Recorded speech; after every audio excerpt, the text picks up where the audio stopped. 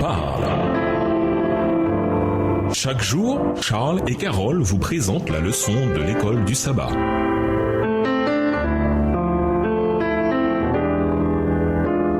Bienvenue dans votre émission. Dieu nous parle. Nous voilà à la leçon de mardi, le message de l'Apocalypse pour la fin des temps. Le cœur du livre de l'Apocalypse est le chapitre 14. Ce chapitre est d'une importance capitale pour le peuple de Dieu vivant dans les derniers jours de l'histoire de l'humanité. Il révèle le dernier message de Dieu aux hommes. Ce message pour la fin des temps est crucial pour le peuple de Dieu et pour toute l'humanité. Lisons Apocalypse 14, versets 14 à 20. Quel symbolisme est employé pour décrire le retour de notre Seigneur? Apocalypse 14 et versets 14 à 20. Je regardai, et voici, il y avait une nuée blanche, et sur la nuée était assis quelqu'un qui ressemblait à un fils d'homme, ayant sur sa tête une couronne d'or, et dans sa main une faucille tranchante. Et un autre ange sortit du temple, criant d'une voix forte à celui qui était assis sur la nuée, « Lance ta faucille et moissonne, car l'heure de moissonner est venue, car la moisson de la terre est mûre. » Et celui qui était assis sur la nuée jeta sa faucille sur la terre, et la terre fut moissonnée. Et un autre ange sortit du temple qui est dans le ciel,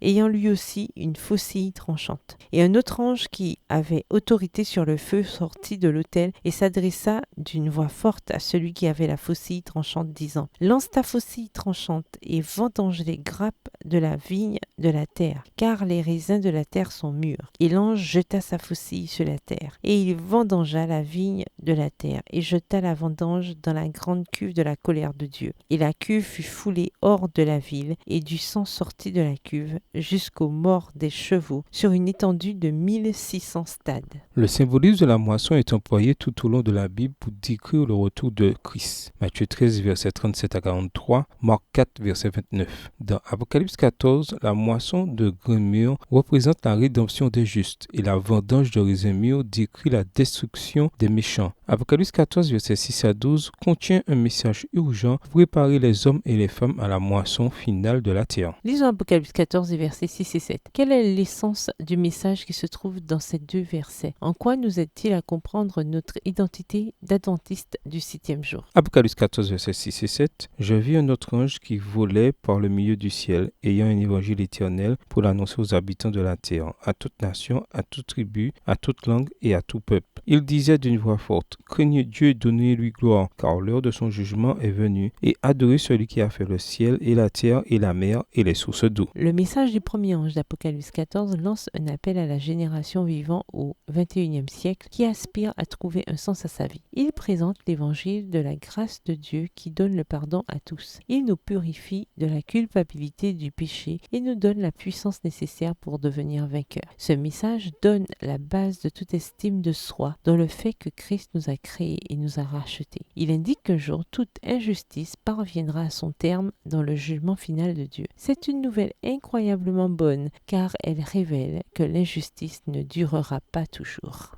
En un sens tout particulier, les adventistes ont été suscités pour être des sentinelles et des portes-lumière. Le dernier avertissement pour un monde qui périt leur a été confié. La parole de Dieu projette sur eux une lumière éclatante. Leur tâche est d'une importance capitale, la proclamation du message des trois anges. Aucune œuvre ne peut lui être comparée. Rien ne doit en détourner notre attention. Extrait du livre Évangélisé, page 115, livre écrit par Ellen G. White. En tant qu'Église, mais plus important encore, en tant qu'individu, comment prendre ces paroles à cœur. Au revoir. Et à demain si Dieu veut.